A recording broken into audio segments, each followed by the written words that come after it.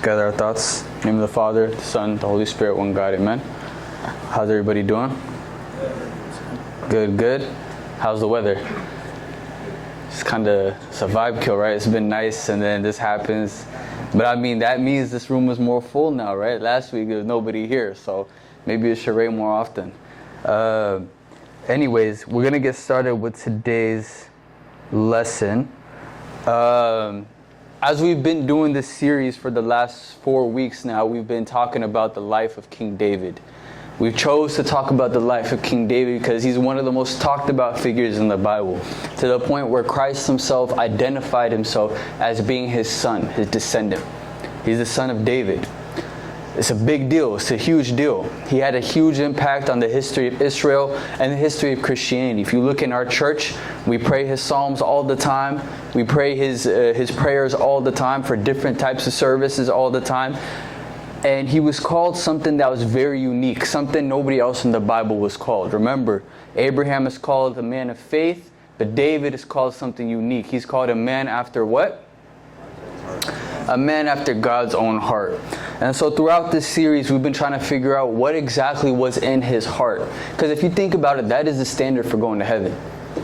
Being after God's heart. That's really what it's about, right? God is not a God who's too concerned about our outside actions as much as he is about our inner heart. Because if we look at outside actions, right, we talked about David and we talked about his counterpart, somebody who lived at the same time as him, but who's the complete opposite of him. Who's this person? Saul, right? If it's about the outside things, then David is not the guy we should be talking about. Because if you want to talk about outside things, Saul was better than him. Who's Saul? Saul, he's the first king of Israel. The first one picked as king. How did he start off? Start off good, start off humble, shut down the idol worship, was like, we're going to worship God. Nobody's going to get in between us and God. He united all the tribes of Israel. Everything was great. But he started to get too, big for his boots. Like he started to get too prideful, and he started to prioritize what? What did he start to prioritize? What was his biggest weakness? Woman? Who's his weakness? What woman? Who he sleep with? I think it was protection, like keeping his peace. His peace? Okay. Yeah. Very good. So Saul, unlike David, who was an adulterer, who slept with a married woman, and who had her husband killed, Saul didn't do none of that. Saul didn't really do anything scandalous yet, at least. But his biggest mistake was he wanted to be the best king possible. That was his biggest mistake, right? He started off as being a follower of God, but once he became king, he was so worried about how he was perceived as a king. He wanted to be the best king in the world. And we talked about last week how in our lives we're a lot like Saul. We want to be the best students we can be. We want to be the best engineers we can be. We want to be the best businessmen and businesswomen that we can be. And that's precisely what God is not okay with, what he's not happy with. Because he's like, I want David. Not you, Saul. I want David. I reject you, Saul. Not because of the outside action, but because David seeked God with his heart. Anytime he fell down, he went back up to God. But Saul was too concerned about his career, his occupation, his status, that he forgot about the God who picked him, who chose him.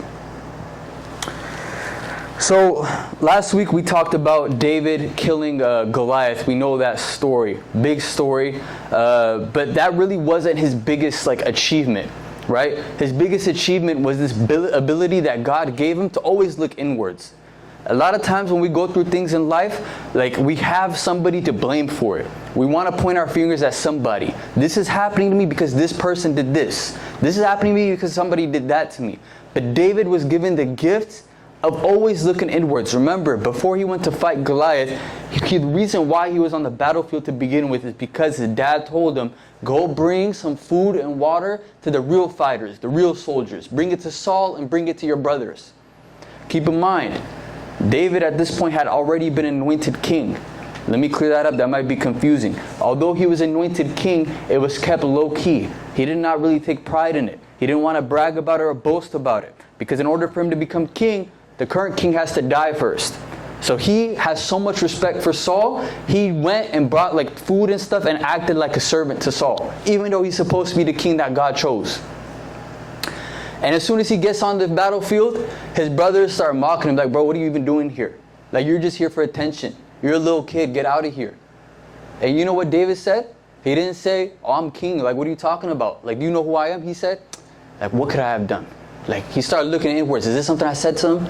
Maybe, like, they don't like the bread that I picked out. Maybe they wanted whole wheat instead of white bread. Like, you know? Like, he was really looking inwards, purely. But then he sees Goliath talking crazy. What does it mean to talk crazy? What David determined as talking crazy is Goliath talking about God. His God. The God he serves. Remember, David, his whole life, prior to this, he spent with sheep. He was a shepherd. He spent it with sheep. He spent it playing music on his harp, praise of God. And he spent writing poetry, songs. That's how his life was spent. So when anything, like, he didn't care about his brothers, like, talking crazy to him. He didn't care about his own father. Remember, y'all, like, we talk about a lot of things we relate about David, right? He was neglected by his family. If anybody here or knows anybody who's, like, struggling with family issues, just feeling unseen, David's father forgot that he even existed. That never bothered him, though. What bothered him was the fact that Goliath was talking crazy about his God. And David, like, he drops his stuff, and you know what he says? He says, who is this uncircumcised Philistine? We talked about last week what that means. It sounds crazy, right? But that's what he said. Like, basically, like, who is this guy talking about our God? And he's like, y'all scared? Remember, Saul's there shaking in his boots. The troops, they're shaking their boots. They're like, I'm not going to go. Saul's like, I'm not going to go. And David's like, what's wrong with y'all? And he gets some pebbles, and he's like, I come to you in the name of my God. He hits him with a pebble. He dies. The women start singing for David. They start parading David around. And we ended last week with the closing verse, which was, Saul eyed David from that day forward. Saul eyed David from that day forward. So as you guys know, Saul already received the prophecy that he's not going to be king any much longer. And so when David did this and he beat Goliath and he saw the praise that he was getting from the woman and he saw the praise that he was getting from the other people, he got even more insecure. And it says he eyed him from that day forward. So logic would tell you that David's reward for killing Goliath would be blessing. That's kind of how we see things. You do something good, like he just stood up when nobody else was willing to stand up for God. He was like, I'm going to stand up for my God. Y'all scared? I'm not. And remember, he's a small dude. You would think the reward for that would be blessings. That's kind of how we think. God, you saw me in church. God, you saw me pray. You saw me fast. Where's my blessings? God, she was talking crazy to me. I turned the other cheek. Where's my blessings? That's what you think would happen. That's how we see things. Like 1 + 1 = 2. I do something good. God sees that. That equals blessing. True. But it depends how you look at it. We're going to see today that after David killed Goliath, he didn't receive glory. In fact, he received some of the most difficult times in his life. Things he didn't even sign up for. Remember, David was chilling with the sheep. Like, he was a simple dude. Remember, he's like, I don't concern myself with things too big. I'm just I'm comfortable. I'm comfortable being a shepherd. I'm comfortable people not knowing who I am. I'm comfortable being neglected by my family and my brothers. I'm comfortable because I have you, God. And as long as I have you, nothing else matters to me. So that's what you would think would happen. But he starts to experience a lot of hardships. And as we look into last week a little bit more, where we left off for the people who haven't been here, we start to see a lot of similarities with Saul, right?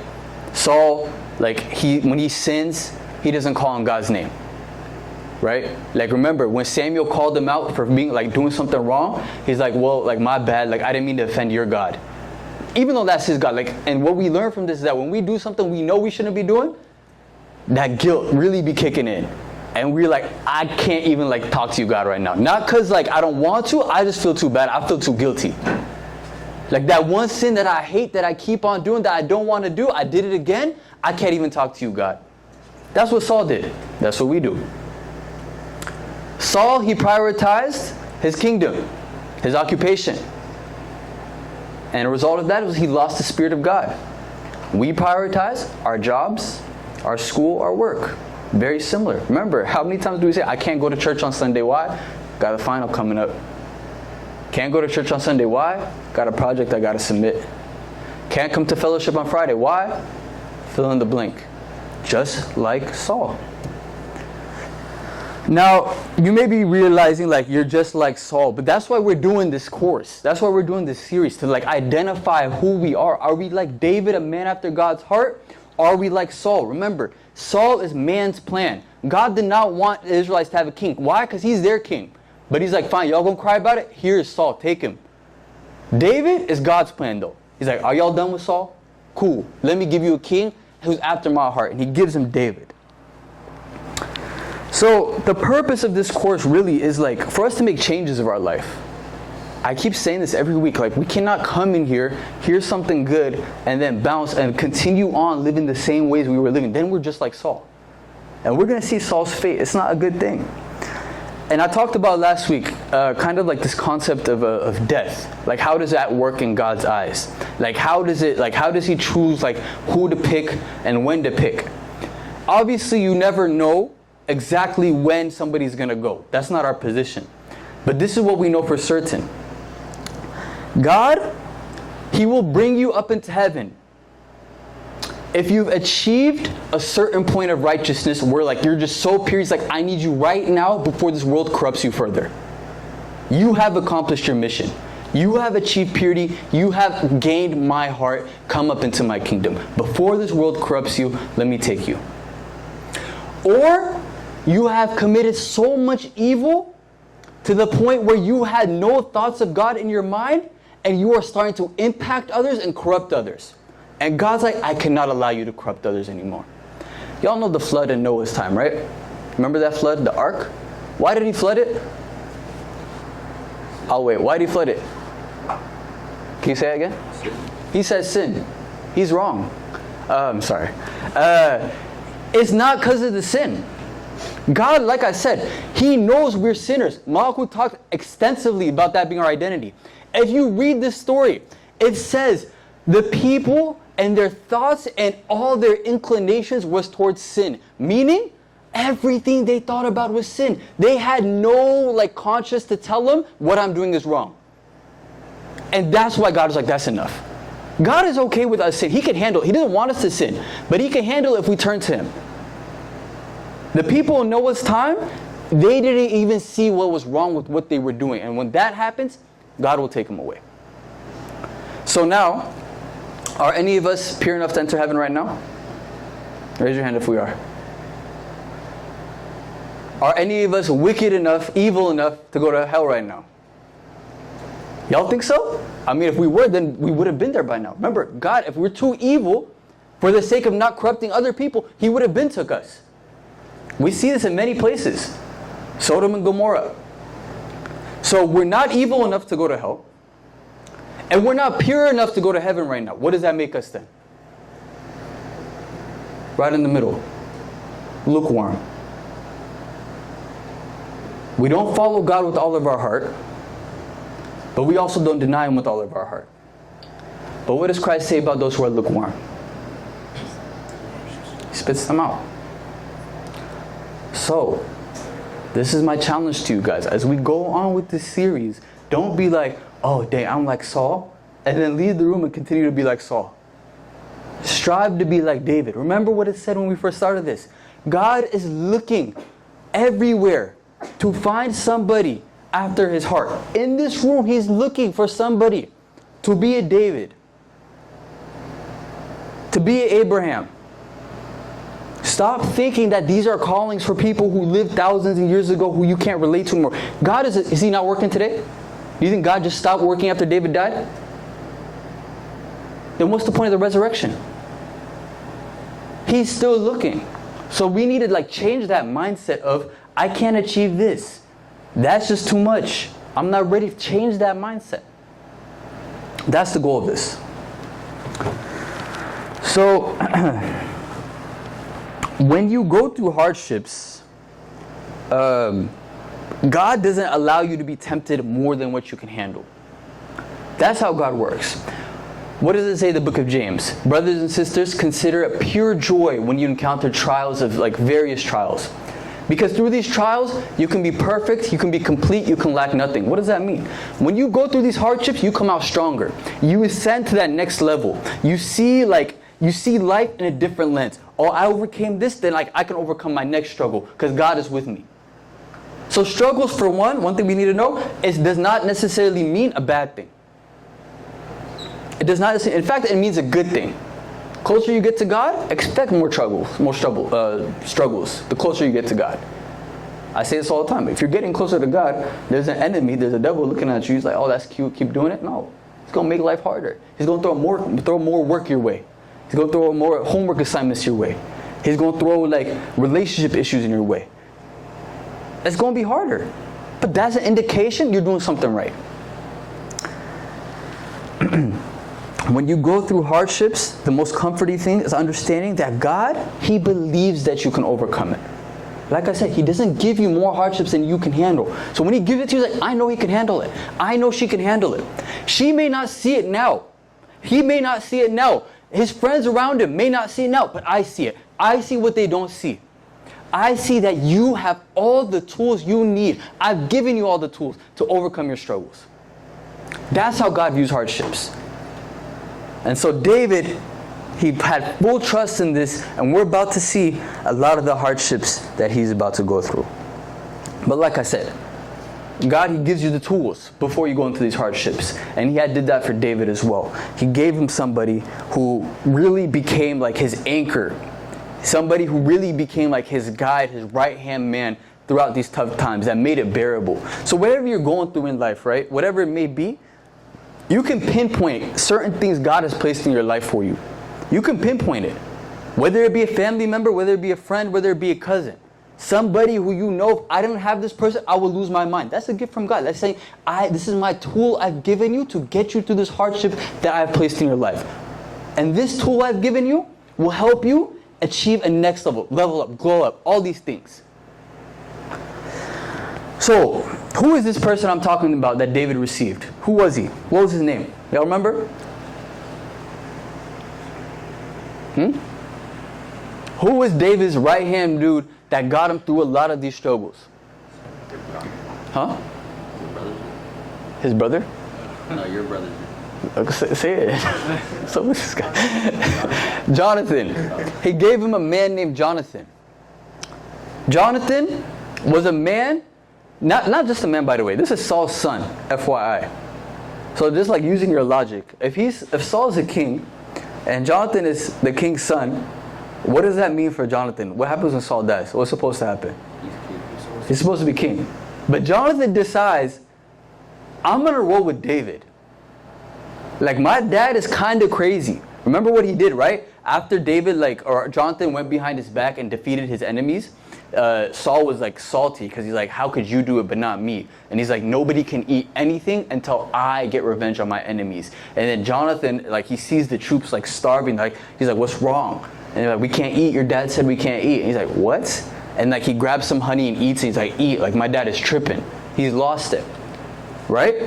So Jonathan, logically, he's supposed to dislike David, right? Saul's an enemy to David. Jonathan, if he thought like a lot of us do, if he thought of the world, he'd be like, in order for me to be the next king of the strongest country in the nation, I gotta kill David or something.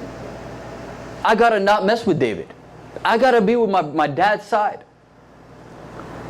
But Jonathan, he decided, rather than being with my earthly father, I'd rather be not with David, but my spiritual father. He did not love David because of who David was. He loved David because of who he believed his God to be. Does that make sense? To dislike somebody because your friend dislikes someone is pure evil. In God's eyes. God already says, love each other. Love your enemies. Now on top of that, we've said we're going to hate not even our enemies, but our friends' enemies. We're not going to talk to him. We're not going to see him. We're not going to look at him. All for the purpose of, she doesn't like him. My friend don't like him. He don't like him. What difference is this than the Jews uniting over their common enemy, Christ? The Jews, when we talk about the Jews, there's three collective groups. There's more than that, but we'll talk about three. Pharisees, Sadducees, and scribes. All of them had different views on salvation and God. They're different religions, you could say, like pretty close. But when it came to Christ, they're like, he's your enemy, mine too. Let's work together. That's what we do when we team up with other people that like pour hate on somebody else, regardless of what it is. Remember what Christ says, whatever you do for me, you do for one another. Like whatever kind act I may do, count that as you doing it for me. But whatever evil act I do, count that as you doing it to me as well. So we are literally doing exactly what the Jews were doing. When they conspired to like crucify Christ, when they worked with each other, because Christ was their enemy, we're doing the same thing. When we say, I can't mess with that person, why? Because my friend don't like him. My friend don't like him, I'm not going to like him. I'm ride or die. Like that's what we say. That's against the Bible. That's against it 100%. Like Jonathan and David, it says their souls were tied together. Not by personal gain. They had nothing to gain. Jonathan had everything to lose. They were tied together by love. By Christ being the center of that relationship. If your relationship with anybody, I don't care if it's your friend, your boyfriend, your girlfriend, your husband, your wife, if it is not tied with Christ at the center, good luck. Good luck. Because people, God knows our weaknesses. And if you're around people long enough, they peep your weaknesses too. And you'll be lucky if they stay with you through your weaknesses. And we know this. If Christ is the center of it though, you start to look at other people and make excuses for their behaviors. You start to look at them like patiently, understandingly, kindly. Marriage, for example, like it's not easy. You see that person all the time. You see they're good, they're bad, all these things. What keeps people together? Christ. I talked about this a couple weeks ago. We'll talk about this maybe in a different series. But when you look at like, if Christ is like our Father, right? Instead of looking at your wife or your girlfriend as just a person, look at them as Christ's daughter. And if they're Christ's daughter, that means Christ is your heavenly father-in-law. So now, you don't just see that person as a person who like ignored you or made you upset. You see that person as Christ's daughter, and you got to respond to the father-in-law one day. Now you want to treat that person even better. You see what happens when Christ is at the center? Your perspective changes on people. 100%. So Jonathan and David, they were tied together by spirit. One of the saints of the church says this: if you cannot personally be rich with God, get attached to Him who is in order to get attached to Him who is in order to get as happy as He is and to learn how to walk according to the Bible. If you cannot personally be rich with God, get attached to Him who is in order to get as happy as He is and to learn how to walk according to the Bible. I'm not going to lie to y'all and act like choosing a life with Christ is easy. It takes a lot of work, a lot of struggle, a lot of falling. There's no such thing as a Christianity that looks like this. If you think that's how your spiritual life is going, you might want to like look a little bit more inwards. Spiritual life is like this. And when you're at these moments, find somebody who's up here to help you overcome that. There's so many reasons that's going to make us be like, I cannot do this church stuff anymore. I just can't. In those moments, find someone who can. That's what we're here for. Why do you think God emphasizes love one another? Y'all think this is just like random comments? Like, oh, it sounds nice and sounds cute? He's saying love one another because He knows how hard this world is. So if we love one another, we help each other out. That is why He emphasizes, like, if y'all don't be there for one another, you're not going to overcome this world. It's too sad. It's too hard. It's too dark. That's why He emphasizes loving one another. That's the importance of this. So David, he's like the perfect example of friendship. And he's, Jonathan. Like I said, it says this: the soul of Jonathan was tied to the soul of David. So now, the hardships are about to come. Remember, God, He gives us what we can handle, and He gives us the tools we need. Jonathan is that tool for David, but David, he's about to go through it. So Saul, after he sees David defeat Goliath and the clout and the attention and praise he's getting, he starts to devise a series of plans to get like David to get killed. Just straight up. And one of the plans was, he was talking to like his troops. He's like, I'm about to send David to war with the Philistines. Like, don't be his backup. Like, let him die. Like, let him die. He assigned David like 1,000 troops. He's like, go to war. And he's like telling the troops, like, let him die. Let him die. And so that's his plan. And so he calls David, and he's like, David's like, he's miskin, right? He's like, yes, like my master, like my king, what can I do? And he's like, go to war with the Philistines. He's like, you want me to go right now? He's like, yeah.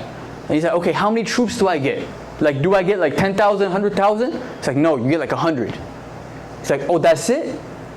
He's like, yeah, that's it. He's like, okay, God got us. Let's go. Y'all gotta understand, like, the enemy has like 50 times more troops than that. And David like has the faith to say, God got us. And he goes. And Saul's like, but wait, before you go, I need you to kill at least 100 Philistines. And he's about to say something crazy. He's like, not only kill 100 Philistines, this is not, I'm about to mean what I say. Kill 100 Philistines and bring me their foreskin. Yes, 100 of them. I'm not going to elaborate. Yes, it is what you think it means. He's like, go do it. 100 of them with their foreskins. Because this is his way of thinking, like, ain't no way David's going to do this. He's going to die. And you know, David's like, yes, sir. 100 foreskins coming your way. Like, he goes. He goes to war. He goes to battle. And you know what he does? David's like, he does everything fervently, right? He's a fervent servant. He brings 200 foreskins. I don't know how he got it. He did it, though. He did it. I don't know what he brought it in. I don't know what. That's not the purpose of this course. But he was able to do it, and he brings it to Saul. He's like, here you go, my master. The odds were against him. It literally made no sense. Like, imagine like you in that position. You'd be like, Saul, bro, just kill me right now. Like, I'm not bringing you 100 foreskins. No. David's like, God got us. I'm going to do it. I'm going to do it. And not only that, after that, David, like, he keeps going to war. Like, Saul keeps sending off to war hoping like he just dies. And he keeps winning. And not only does he keep winning, people start following him. People start like being like, yo, like, maybe like he should be our king. Like, we can get behind him. Like, he's so confident. He lets God like lead the way. He calls on God all the time. Like, maybe like he should be the king of Israel. And as he kept growing and growing and growing, Saul kept getting more and more and more upset. And remember last week we talked about he had a spirit tormenting him. He gets more and more like tormented by it. Stop fighting against God is the moral we hear from this. The moral of the story. Stop fighting against God.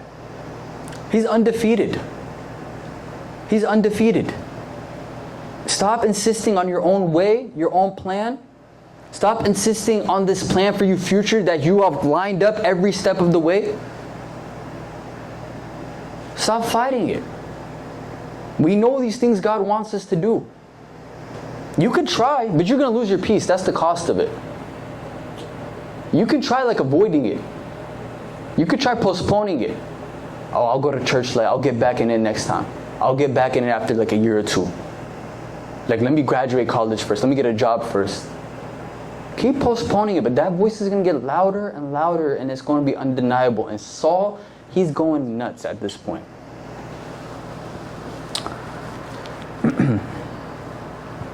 Like I said, Saul, he was a servant of God initially, but he got so caught up in the world that he forgot what his calling was. Like I said, it's not easy letting go of a life that you become like so comfortable and familiar with. A life you like, people come back to the church after like, actually people like around our age, we come back after, you know, we lived our life, you know what I'm saying? And we're like, okay, I gotta get right. Don't think that's easy. You've lived like a certain way for so long, it's gonna be hard to shake those. It's gonna be hard to shake those habits. It's gonna be really hard to do it. But you know what's in like should give us comfort? Despite those things that we may be doing, that we know we shouldn't be doing, we're in this room today on a Friday night. You know what that means? That means our soul is looking for something. For whatever reason you decided to sacrifice your Friday night to be here today. And you know why that should comfort us? It means that God hasn't given up on you. He has not given up on us. Because don't think for 1 second that it's because of your will that you brought yourself here today. It's the Spirit within you that guided you here today. And that's a comforting thing, because it says God is saying, I have not given up on you. You may be telling that to yourself. I've given up on myself. My sin is too great. I don't feel your presence. And you know what God's like? I haven't given up on you. I've brought you here today.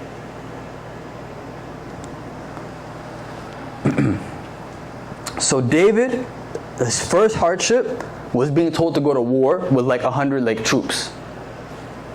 But he embraced it. He's like, God got us, let's do it. After that, David, what was his job, by the way? Y'all remember how he first got introduced to Saul? What was he doing for Saul? Y'all remember? Can you say it out loud so I can hear you? Playing the harp. Remember, Saul was like going through stress, major stress. And he couldn't figure out why. Remember, it said the Spirit of God had left him. But to him, he's like, what's going on? The nation's at peace. We're winning all these wars. He couldn't really tell what was going on. And so he called David to come play the harp for him. And whenever David played the harp for him, meaning mazmur, it would relax him. It would relax him. And that was his occupation. David, that was his job. He would play for the king. But after this whole Goliath incident, Saul is not trying to see him anymore. But it's not too obvious to David quite yet. David's naive. He's like, oh, he sent me to war with 100 troops. I'm sure he had a reason for it. And so Saul, he calls him into his office. He's like, hey, play some mazmur for me. Play that harp for me. Saul, he's trying, right? He's trying to turn from his ways. And so David, the moment he starts playing his harp for him again, Saul loses it. And he grabs a knife and throws it at him. And he misses, and David runs out the way. He runs out. He runs out. David wasn't fazed, but Saul, he got scared now. He got scared. He's like, dang, I only invited him here so I could kill him. It would just be me and him. It'd be easy. How could I have missed? I sent him to war with very few troops, and he kept winning. What's going on? He started to get scared because he started to realize, is God with this guy? Is God with him? And so Saul, he even though that's what God is telling him, hey, I'm with David, I can be with you too, just change from your ways. He was too insecure about losing his position that anytime he heard that voice, wait, is God with him? He's like, nah, stop, your kingdom. You're a king. You deserve better. And so after this, he calls his son Jonathan and his servants, and he tells them, hey, from now on, whenever y'all see him, kill him. Kill him. You see, all these things that he's trying to do. And Jonathan, he's remember, his soul is tied to David. They're best friends. Jonathan, he goes to David, and he's like, my dad, I don't know if you know this, he's trying to kill you. He's like, yeah, I know, he threw the knife at me while I was playing mazmur for him. I know that.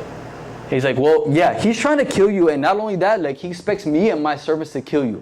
But you know that me and you, our bond is spiritual, it's heavenly, it's above the earthly things. I will tell you everything my dad wants to do to you before he does it. Because my dad won't do anything unless he tells me first. And so he tells David this. He's like, David, I got you, don't worry about it. And then Jonathan, he goes back to his dad and he's like, please tell me one thing that David did wrong. I'll wait. And Saul's like, but he has nothing. It's just his insecurities. Remember how our insecurities eat us up? It's never really real with our insecurities, by the way. We over-catastrophize things that aren't really there. We think of the worst possible outcomes because of our insecurities. Saul is convinced David is trying to take his kingdom. David could not care less. But he's so insecure, he's focused on worst possible outcomes. And so Jonathan is talking to him, and he's like, just relax. He's not trying to take your kingdom. He's done nothing to you. Just chill. And then Saul, he swears to him that he won't kill him. He's like, you're right, I won't do it.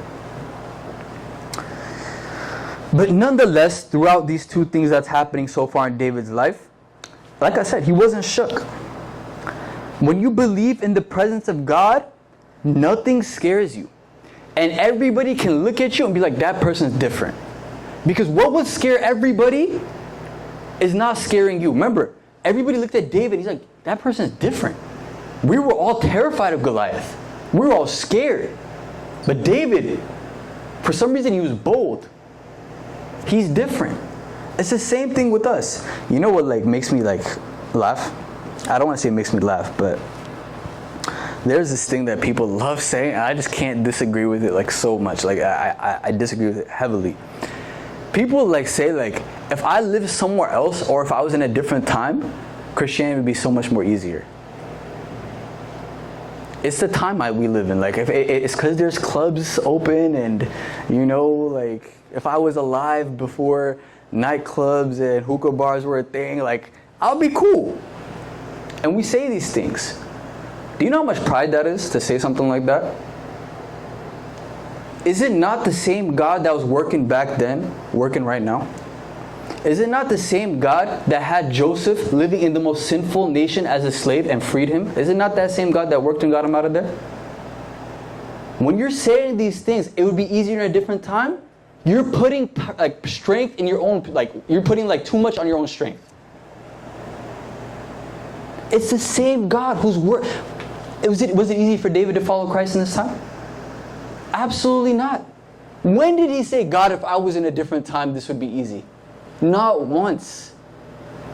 He never put his trust in himself. He put his trust in the God that would deliver him. We're the opposite. When we say things like that, we're putting our trust in ourselves. Can you guys repeat after me? Even though I walk through the valley. Even though I walk through the valley. Even though I walk through the valley of the shadow of death. Even though I walk through the valley of the shadow of death. I will fear no evil. I will fear no evil. For you are with me. For you are with me. You want to know what David was doing in these times? He was writing stuff like that. He wasn't freaking out. He wasn't panicking. He wasn't trusting on his own strength. You know what he would have done? What would we have done? We would have talked to the troops that Saul assigned us. But hey, I got some money. I'm actually about to be the next king. Y'all gonna be my right-hand man. Let's assassinate this guy. We would do that. What was David doing? Writing. Even though I walk through the valley of the shadow of death, I will fear no evil because you are with me. See the difference between us? A man after God's heart and us? So after this, David, Saul's he's still losing it, but he's like, I gotta move a little bit smarter. Because it's not working. I sent him to war, that didn't work. What could I do now? I tried to kill him myself, that didn't work. Clearly my son is not gonna turn on him. What should I do? So if y'all remember last week, David, he was promised a gift if he beat Goliath. What was that gift? Y'all remember? No. Thank you.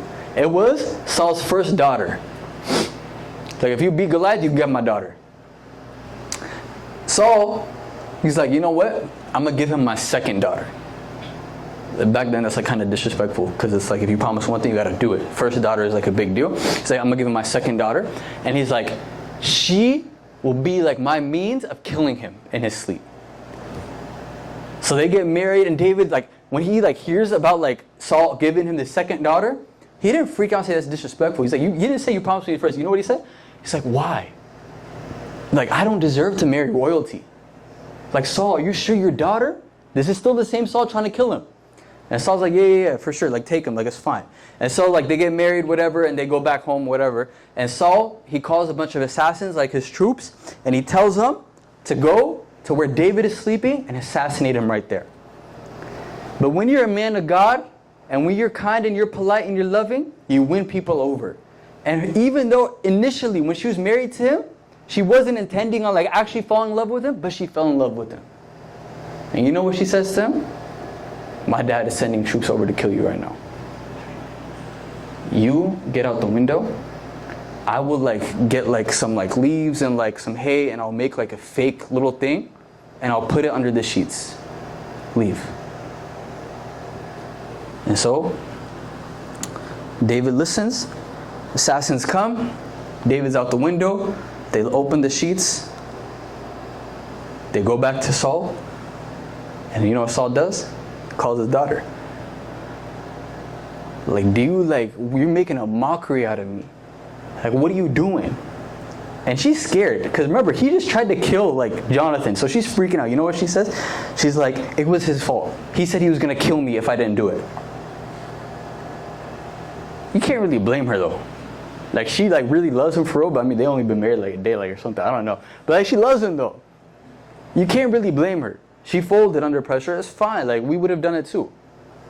And so Saul, he kind of freaks out on her. But like David, he's now running away and he lost his wife. He lost his wife, right? He lost his job. He wasn't playing harp no more. Lost his job. Let's keep tally on the things he's losing. Now, he's already lost 2 things. How many of us are the same people we are like if we don't have the jobs that we have? How many of us is going to be like, even though I walk through the shadow of the valley of death, God is with me after we lose a job? Losing a wife. Forget a wife, losing a girlfriend, a boyfriend. David lost both of that. And it gets only even worse. So David, after he hops out the window, he starts running away and he seeks guidance. He's such he's literally like a role model for all of us. He seeks guidance from who? His father. Not Jesse, but his spiritual father. Who? Samuel, the prophet. And he goes to him and he tells him everything that's happening. And he's like, give me guidance, give me guidance. And Saul finds out, like he's linked up with Samuel. And he sends troops, and he's like, you know what? This time I'm gonna go with you, troops. I don't trust y'all to get the job done. I'm gonna do it with myself. Let's go. And so they're like going after him, and like he's like venting to Saul, and then Jonathan, he meets up with him, and David is like crying. He's like, what did I do to this guy? Why is he like? I didn't even ask to be king. I was with my sheep last month. Now I'm running for my life this month. What is going on? What have I done? And Jonathan is like, don't worry, I got you. I won't let anything happen to you. And David's like, enough. This man is going to kill me. I am walking in the midst of death right now, is what he says. He's like, you didn't see the spear he threw at me. You didn't see the assassins break into our door trying to kill me. Jonathan, like, I love you, but your father's going to kill me. And so David and Jonathan, they come up with a plan. And Jonathan's like, we're about to have a banquet, a huge family dinner. And he expects you there. It's a 3-day banquet. And he's like, he tells David, don't show up to the banquet. And Jonathan's plan is, if you don't show up to the banquet and my father doesn't care, that means he's over the whole thing. Remember, he's trying to kill him. So if he's at the banquet, that would be a chance for him to kill him. So he's like, if David pulls up to the banquet, take that as a sign. He's like, if you don't pull up to the banquet and my father does not care, that means you're good. However, if you don't come to the banquet and my father freaks out, that means he wanted to kill you. And so this is their final plan. Because Jonathan and David, they're trying to stick together. David, he's trying to run away. He's trying to get further. He's like, I cannot live here anymore. I can't live. I can't even sleep. Assassins? That's crazy. And so Jonathan, he goes to dinner, and it's a banquet, and sure enough, David's seat is empty. He didn't pull up. And Saul, he's like, where's David? And then Jonathan's like, oh, I think he went to his dad's house or whatever. And Saul's like, okay. How long is the banquet? How many days did I say it was? 3 days. The next day comes, another banquet. David's seat is still empty. Saul's like, where is he? And John's like, oh, I think he's still there or something. Traffic, the horse jam, something. I don't know. I don't know. And Saul loses his mind. He's like, I knew it. You are working with him, aren't you? You are a cursed son. Your mother is cursed. You have betrayed me and you're working with the son of Jesse, the shepherd. You're working with him. And he starts freaking out. He's furious. And he picks up a spear to kill Jonathan. Jonathan, sure enough, escapes. And he goes to David. And he's like, my dad's not playing. He's like, as much as I hate it, you gotta go. And they both get on their knees and start crying. Because I said, they're best friends. This was David's tool. This was supposed to be David's thing to get him through the hardship. But this was their goodbye. This was their goodbye. So they get separated, and David is officially a refugee. He's running for his life. David did not ask to become king. God said, you're going to be king. David beat Goliath. You would think that means blessings. He loses his wife, he loses his job, he loses his home, and he loses his best friend. How many of us are standing after one of those?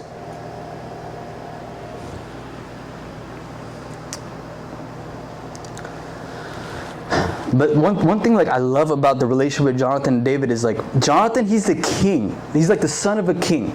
David is a fugitive. He's a criminal. He's a criminal of the state. That's what he is. Nevertheless, like Jonathan was not ashamed of their friendship. Jonathan, like I said, he wasn't a good friend because he sided with David. He was a good friend because he sided with his heavenly father rather than his earthly father. He cared what God would think and could not stand to do the wrong thing. That's why he was a good friend. Let's talk about friends. Let's talk about friends. This is a friendship that God looked up from the heavens and said, this is the type of friendship I created mankind for. A friendship that stands for truth, for honesty. Jonathan, bless you. You did not choose to be wicked and selfish for your God, your birth given a right to be king. You did not choose to follow your father for your own gain. You chose to stand for me. This is a blessed friendship. Compare that to us. Compare that to us. Look at our friendships and look at what we do in our friendships. Remember that verse I read y'all from St. Augustine? I don't think I have it right here.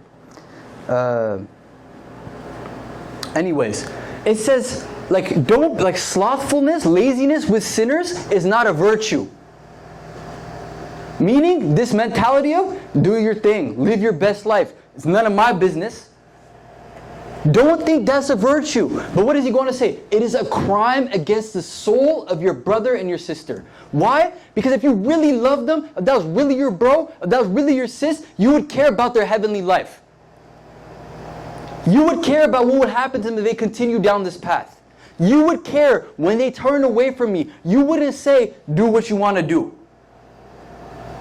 Think about it. If you know, let's say you're driving down the street.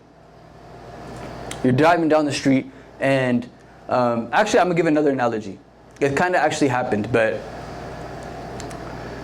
y'all know like the story in like 2000, I think, or something like that, the DC sniper or something. Have you guys heard of that? Right? There was somebody like on a rooftop like killing people. And a lot of these people, right, when like they saw this happening, they would call like their family to like avoid this area. Like you're gonna die. Like you could die if you drive through this area. There's a sniper on the roof, he's sniping people. True story. Why? They cared about their life. They were their loved ones. They cared about it. But us, when we're walking in sin with our friends, we gas it up. You better, sis, like go off. In the midst of sin. When God and the angels are crying, we're saying it's lit. You see the differences between us? True story. Somebody in the crowd who will not be named. I actually won't name him, but he'll know it's about him. Like it was his I love this story. I tell it a lot because like it really like resonated with me. It was a graduation and like he just finished college, I believe. And you know what happens after you finish? A lot of y'all finish in college right now. After college, you're done. You celebrate. You go out. You have fun. Whatever. You do your thing. But this dude, like, he's like, I'm not trying to like live like that no more. So they're out at dinner, and they're enjoying their dinner, and the question comes up: what's the move? If you're somebody who's like trying like not to like turn up no more, like you dread that question. When someone's like, what's the move? It's like 11 p.m. You're like, like dang, like, you know, I'm not trying to do this. They're like, what's the move? And like, he's like, I'm down for whatever. I'm down for whatever. Like, he's not trying to be the one that's like, no, I'm actually not trying to do anything. But like, one of his friends peeps that he's like disturbed by the situation. And he goes up to him. He's like, hey, bro, if you don't want to go out, like, we could just go home. It's cool. Like, I could see by your face you're not trying to. Like, let's leave. We need more friends like that. That care about us and our spirituality and if it's bringing us closer to God or not. So, let's count the things that David has lost. He lost his best friend. He lost his wife. He lost his job. He's lost his country. That's a lot. Let's go a little bit longer and then we'll go to discussion in a little bit. I'm going to try to wrap it up. I'm going to go through the things he lost and then we'll conclude it next week. So David now, he's wandering. Like, he's a refugee at this point. And like, he's like, literally like, he's like missing his harp. He's missing like that one sheep that like he used to play with, like his only friend. Like, he's thinking about when life was simple, like when he never was king. And not even that, like he's thinking about like Saul and like the evil that he's doing. He's like, dang, like I really respect this guy. Like, why would he feel this way? And so as a refugee, like things start to get tough. And he's starving. He's hungry. And he goes to this priest's house and the priest greets him. And the priest is like shocked to see him alone. He's like, wait, you're the one who beat Goliath, right? Like, why are you by yourself? What happened? And David, he makes a mistake. He lies. And he says, yeah, Saul, like he told me to come here by myself. Yeah, this is a mission he sent me on, actually. You didn't hear? Yeah, he told me to come here and get food from you. And not only food, he told me to get weapons and armor from you. That's what Saul told me to do. The priest's like, oh, really? Like, Saul said that. He's like, yeah, Saul said that. He's like, okay, come in. Here's some food. He gives him some bread. Here's the spear. He gave him a spear. He gave him some armor. It's like, there you go. Now, pause. Like, hold up. David's a man after God's heart, right? Why is he doing this? Because he's a human being. Because he's not perfect. The Bible in heaven is not filled with perfect people. It's filled with repentant sinners. There is this misconception in our brains that like heaven, church, is only for perfect people. David, man after God's heart, he just lied to a priest. I don't know about y'all, like, I may lie here and there. Like, it's a joke, really. It's not really a lie. But like, I wouldn't do it to a priest. At least I wouldn't think so. I would hope not. He bold-faced lied to a priest and finessed him out of food, weapons. What is that called? Like, that's like you go to prison for that nowadays, I think, right? Like, food and weapons. He did that. But he's suffering persecution.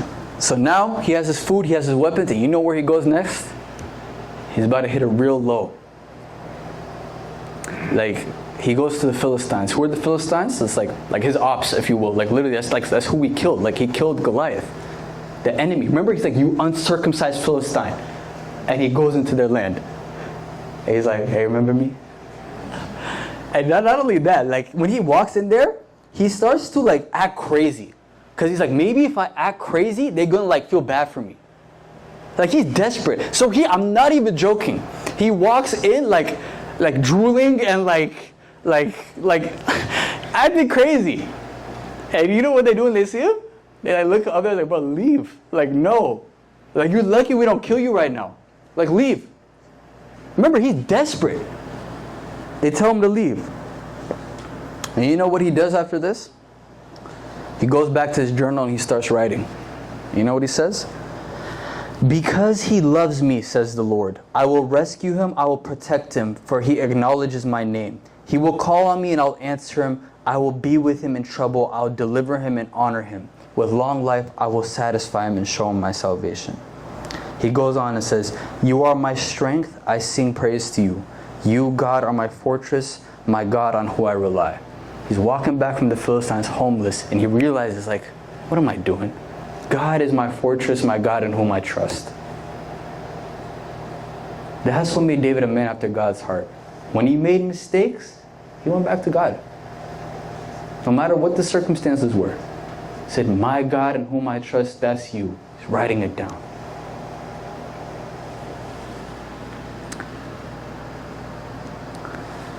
So David, like, he starts traveling, and like now he starts writing even more and more. These are the Psalms that we read like in our church and stuff when we're going through a lot of things. Like, if you ever read Psalms, by the way, that's like the prayer of prayers. Like, you read it and it's the beginning of it usually starts out with like complaints, right? So David was like, my God, like, why have you left me? Why have you forsaken me? But then it ends with glorification.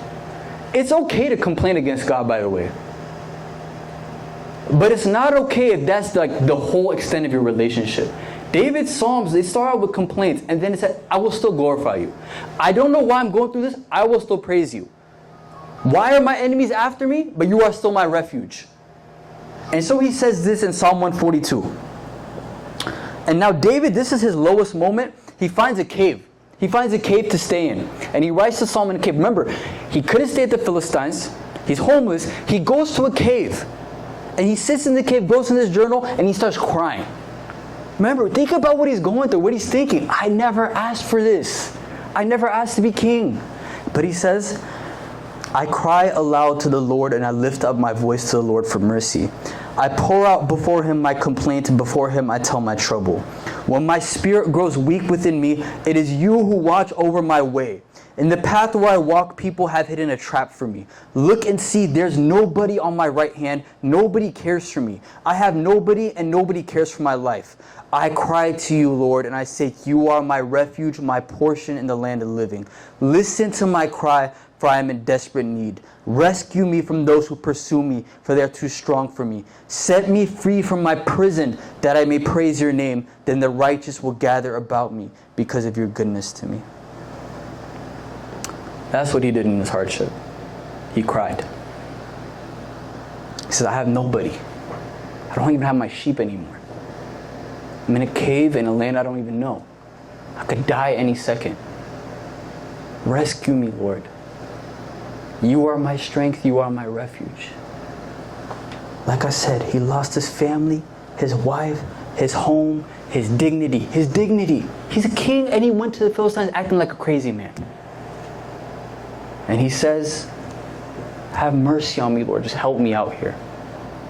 So if you take anything away from today, and we got a lot more to cover, but because I want us to discuss and all that, if you take anything away, these are real deal like hardships that David went through.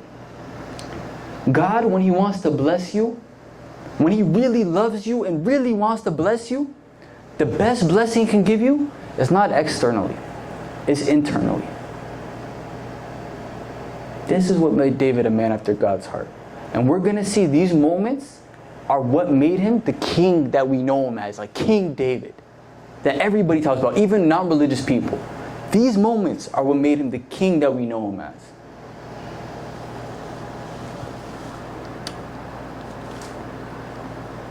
Can everybody repeat after me? I cry to you, Lord. I cry to you, Lord. I say you are my refuge. I say you are my refuge. My portion in the land of the living. My portion in the land of the living. How beautiful is that? He's in a cave, but he's like, the Lord is my refuge. He didn't see the cave. He didn't think of it as a cave. Because his refuge is the Lord. His refuge is God. A lot of us, we're living in a cave. Stop praying to get out of the cave. Stop praying for the cave to leave you.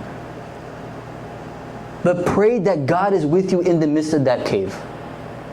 Pray that God is with you in the midst of your trials and your tribulations. We need to stop asking God to remove these things out of our life. Like I said, He's given it to us because He knows we can handle it. Because He sees something in us that we don't even see in ourselves because of His love for us.